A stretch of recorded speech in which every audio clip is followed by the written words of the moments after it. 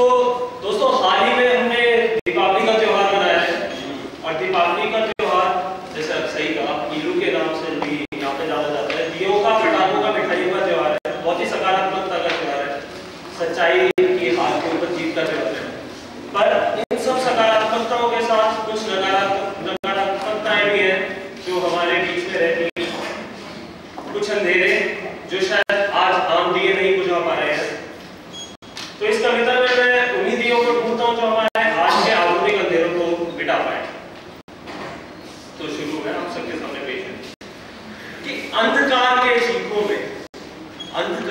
चीखों में गुमसुम से मिलाते हैं, कोई ढूंढते मुझको वो दिए जो आज के अंधेरों को मिटाते हैं। तिल तिल पिसती नारी जो, यह आज की शायद सबसे गंभीर समस्या है नारियों को लेके।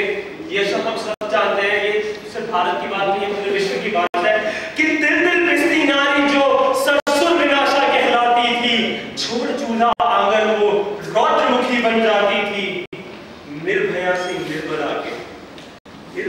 निर्बला के जब किस्से आम हो जाते हैं, विवश लाके उस प्रहर में अब कृष्ण अपनी द्रौपदी को बचाने भी नहीं आते हैं। इसीलिए मैं कहता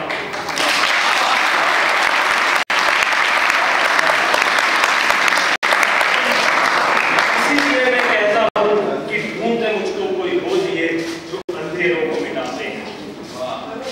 धर्मांधता की चरमता, शायद कई हजार वर्षों पूर्व जब धर्म बने थे तो उनका कुछ और पहलू रहा होगा, कुछ और मकसद रहा होगा आज के समाज को बदलने में, उनको अच्छे नैतिक रास्ते पे ले जाने में। पर आज धर्मों के नाम पे क्या हो रहा है वो सब हम देख रहे हैं, साक्षी है हम सबके सामने।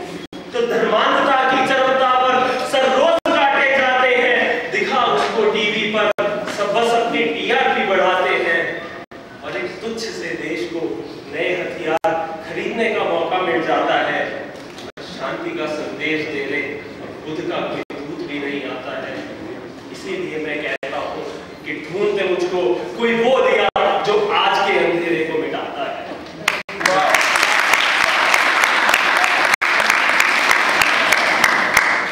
कोयला स्पेक्ट्रम तोपों तो क्या, चाहने में भी घोटाला है। जल जाए चूल्हा तीसरी बार तो निकल जाता दिवाला है। दोस्तों मैं थोड़े से समय में अधिवक्ता यानी वकील बनने वाला हूं और मेरे जो मित्र यहाँ पे वकालत से हैं वो जानते हैं कि कैसे हम सबको कोई बंदा कत्ल करके आता है और उसको अगले दिन बचाना होता है, क्योंकि ये एथिक्स ऑफ लॉयर्स है। तो उसी की व्यवस्था है जो अभी कुछ पंक्तियों में है। हर चीज की बिक्री यहाँ इंसान भी बेचा जाता है, व्याकुलता की सीमाओं से वो फिर भी बचकर आता है, लड़ता है खुद से हर रात फिर थक करके सो जाता है, करता है उम्मीद यही कि ला दे और कोई ढूंढ के उसको वो दिए जो अंधेरों को मिटाता है, जो अंधेरों को मिटाता है।